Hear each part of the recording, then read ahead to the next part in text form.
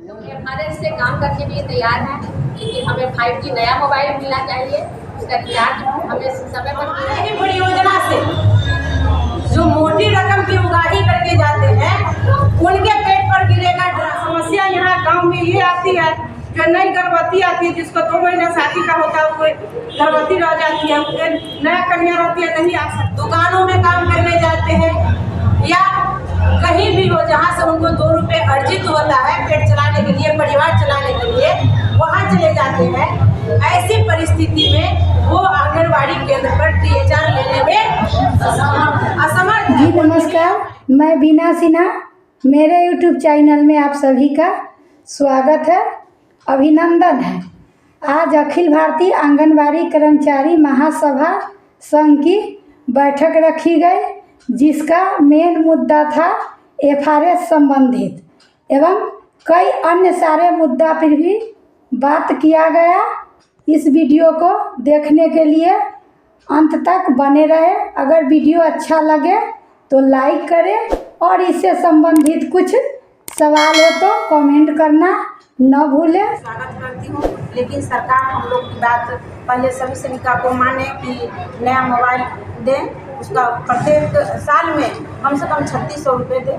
और जन्म प्रणाली के द्वारा जैसे 10 आदमी का, एक परिवार से 10 आदमी का नाम है, 12 आदमी का नाम है, 50 किलो 40 किलो, किसी को 10 किलो राशन मिलता है। वो 10 साल का बच्चा भी जाता है तो फिंगर लगा के ले आता है। उसी प्रकार हम लोग को भी ऑप्शन दे कि गर्भवती का सास आती है या ससुर आते हैं या पति आते हैं तो उनको राशन हम लोग दे सकते हैं।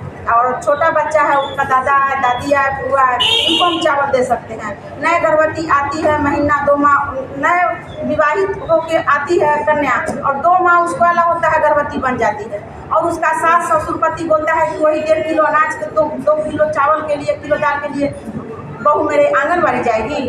हाँ, और उसका आधार में उसके पिता का नाम है, वो पिता कहीं अलग रहते हैं, भाई का नाम है, भाई पढ़ने लिखने के लिए कहीं अलग रहता है, तो वो OTP दे नहीं सकता है। वो पूर्ण रूप से हम लोग को सक्सेसफुल हो नहीं पाता है। हम लोग का कभी मोबाइल काम नहीं किया, कभी नेटवर्क काम नहीं किया, यही सब हम लोग को परेशानी झेलनी पड़ती है। यही सब एफआरएस से काम करने के लिए तैयार है, लेकिन हमें 5G नया मोबाइल मिलना चाहिए। उसका रिचार्ज हमें समय पर मिलना चाहिए। और जो बुलाया जा रहा है कि लाभुक ही आकर के पुष्टाहार मिलेगा, तो हमारे यहाँ अभी 5 साल के अंदर ही कोई महिला गर्भवती होती है, उसके बच्चे होते हैं और उस समय वो आकर मायके रहती है या उसका छोटा बच्चा रहता है, वो आने में असमर्थ रहती है। तो इसके अवसर के रूप में उसके सास ससुर या पति को चावल दाल देने का मतलब कि ऐसा सिस्टम बनाया जाए और हर बार मतलब कि सास या ससुर या पति को ले जाए, आकर के ले जाए, तो हम लोग काम करने के तैयार हैं। और इससे अच्छा होगा कि लखनऊ को समय पर अनाज भी मिलेगा और जो लेन देन हमारे ऑफिस में होता है वो सब बंद होगा और लखनऊ को समय पर लाभ के विरोध हम लोग नहीं करते, एफआरएस से काम करेंगे। और सबसे पहले हम लोग एफआरएस के और मोबाइल के पोषण लेकर के बारे में सब प्रथम पहले हम लोग को ट्रेनिंग दिया जाए, प्रतिपूर्ण पहले ट्रेनिंग मिल जाएगा, उसके बाद एफआरएस सिस्टम से हम लोग काम करेंगे। उसके बाद जैसे जन प्रणाली डीलर किया, जो एक सदस्य में, एक परिवार में 5 सदस्य है, एक कोई गार्जियन का फिंगर लग जाता है, उसके बाद कोई सभी उसमें से जो व्यक्ति जाती है फिंगर लगाकर अपना राशन ले आती है, उसी तरह लाभार्थी के THR वितरण में लाभार्थी या 6 माह से 3 वर्ष के बच्चे की माँ का वही 4 व्यक्ति को हम लोग को दिया जाए, या सास हो, ससुर हो या पति हो या स्वयं लाभार्थी, तो हम लोग एफआरएस सिस्टम से काम करेंगे। और समस्या यहाँ गांव में ये आती है, जो नई गर्भवती आती है, जिसको 2 महीना शादी का होता है, कोई गर्भवती रह जाती है, नया कन्या रहती है, नहीं आ सकती, उसकी सास ससुर या उसका पति आती है। और उसके बाद जो बच्चा छोटा छोटा रहता है भी उसकी माँ नहीं आती है, सास ससुर आती है, और उसके बाद मायके चली जाती है या कहीं भी जाने पर एफआरएस करने में हम लोग की बहुत समस्या हो रहा है, समस्या उत्पन्न भी हो रहा है और ग्रामीण से गाली भी सुन रहे हैं कि आप लोग अपना राशन रखिए, हमको ये नहीं चाहिए THR राशन। 2 किलो चावल से हमको कुछ होने वाला नहीं। FRS सिस्टम हम लोग तभी करेंगे जब हम लोग को 5G मोबाइल दिया जाए। इसमें जो लागत रिचार्ज है वो हम लोग को दिया जाए। हमने पत्र के माध्यम से सूचित भी किया कि हमारे समाज में जो गरीब गुरबा है वो पापी पेट के चलते वो खेत खलिहानों में काम करने चले जाते हैं, ईंट भट्टों पे काम करने चले जाते हैं, दुकानों में काम करने जाते हैं, या कहीं भी हो जहाँ से उनको 2 रुपये अर्जित होता है पेट चलाने के लिए, परिवार चलाने के लिए, वहाँ चले जाते हैं। ऐसी परिस्थिति में वो आंगनबाड़ी केंद्र पर THR लेने में असमर्थ है, वो नहीं आ पाएंगे।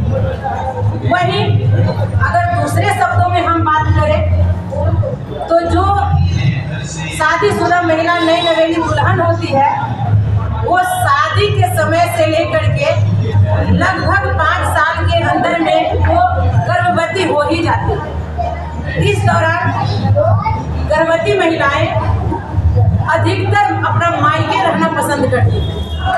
जब वो गर्भवती महिला अपना मायके रहेंगी या किसी महिला का दूसरा बच्चा है तो 3 साल के अंतराल में बच्चा होता है, तो जो आंगनबाड़ी केंद्र में पढ़ने आती है या ऑलरेडी जो 6 माह से 3 साल के बच्चे पोषाहार उनके माता पिता प्राप्त करते हैं तो वो और गर्भवती वो दोनों मायके हैं, ननिहाल में है, तो वो भी THR से वंचित रह जाएंगे। ऐसी परिस्थिति में राज्य सरकार हो या केंद्र सरकार हो उनको इस सिस्टम में बदलाव करना चाहिए कि लाभार्थी जो है नाम लेने वाली वो स्वयं, उनके सास, उनके ससुर या उनके पति विकल्प के रूप में ये 4 ऑप्शन दे देते हैं तो हम लोग FRS सिस्टम से काम करेंगे। अगर वो 4 नहीं भी देते हैं तो OTP का वो काम करने का काम करे। अगर OTP भी हमें मिल जाती है तो उससे भी हम काम करने का काम करेंगे। FRS सिस्टम बहुत अच्छा चीज है, इससे हमारे सर पे, हमारे दामन पे जो दाग लग रहा है चोर का, हम बनेंगे ईमानदार और जो हमारे ही परिवार से, हमारे ही परियोजना से जो मोटी रकम की उगाही करके जाते हैं उनके पेट पर गिरेगा ड्राम। ठीक है, तो इसलिए ईमानदार बनिए। अगर सरकार हमारी बात मान लेती है, सिस्टम में बदलाव करती है, 4 ऑप्शन देती है, या तो OTP देती है, नया 5G मोबाइल दे देती है, रिचार्ज दे देती है, ट्रेनिंग देती है, तो हम लोगों को काम करने में कोई दिक्कत नहीं है, कोई परेशानी नहीं। जब तक हम लोगों को ये ऑप्शन नहीं मिलता है, 5G मोबाइल नहीं मिलती है, रिचार्ज नहीं मिलती है, सही से ट्रेनिंग नहीं मिलती है, हम लोग FRS सिस्टम से काम नहीं करेंगे।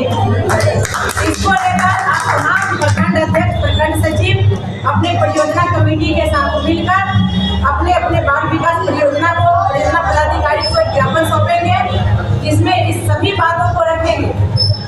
उसके अगले दिन अपने अपने क्षेत्र के विधायक से भी मिलेंगे, उनको भी ये बात रखेंगे और उनको कहेंगे कि विधानसभा में हमारी बात को रखें। जहां माननीय सांसद मिलते हैं, माननीय सांसद को भी ज्ञापन सौंपिए और उनको भी कहिए लोकसभा राज्यसभा में हमारी आवाज को उठाने का काम करें। जो हमारा बात करेगा वही देश में राज करेगा, जो हमारा बात करेगा वही देश में राज करेगा। हम किसी पार्टी पौवा के समर्थक नहीं है।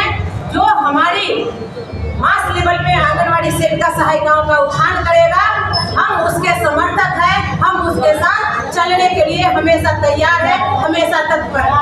तो चलिए इसी के साथ आज की बैठक जो हुई उस सभा की मैं समाप्त